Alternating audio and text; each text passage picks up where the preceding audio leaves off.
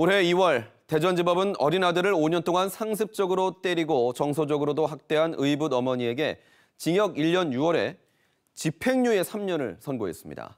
피해 아동이 처벌을 원치 않는다는 이유에서인데요. 아들이 8살 때부터 13살이 될 때까지 무려 5년 동안 상습적으로 때리고 음식을 던진 뒤 떨어진 걸 먹게 하고 수개월 동안 집안의 화장실 대신 인근 상가의 화장실을 쓰게 했는데도 집행유예가 내려진 것입니다. 비단 대전지법뿐만이 아닙니다. 지난 2019년 고소고발로 이어진 전국의 아동학대 사례 1,900여 건을 분석해봤습니다. 재판을 통해 처벌을 받은 건 이 가운데 360여 건에 불과합니다. 오늘 창원지법에서 또 한 건의 아동학대 관련 판결이 나왔습니다.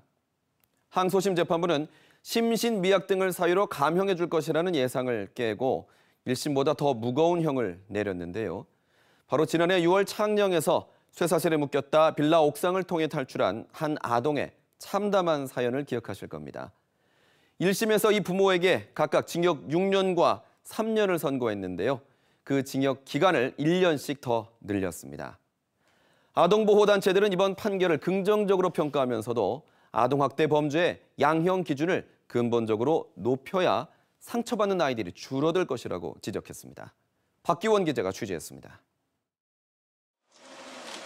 경남 창녕 아동학대 부모의 항소심에서 재판부는 의붓 아버지에게 징역 7년, 친어머니에게 징역 4년을 선고했습니다.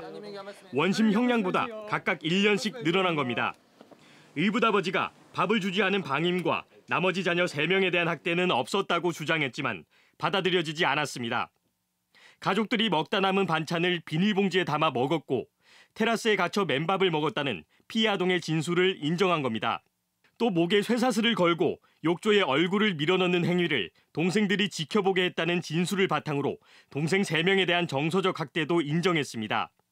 다만 재판부는 친어머니가 심신미약 상태에 있지 않았다는 검찰 측 주장에 대해서는 전문가 소견 등을 토대로 편집 조현병을 앓고 있었다고 봤습니다.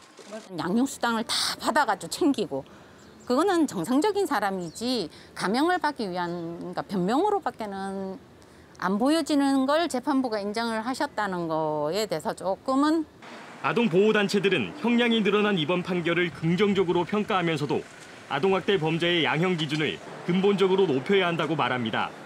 피멍이 들고 손발이 찢어지고 그런 고통을 받는 아이를 생각을 하셨더라면 그렇게 낮은 형량은 주시면 안 된다고 저는 생각을 합니다.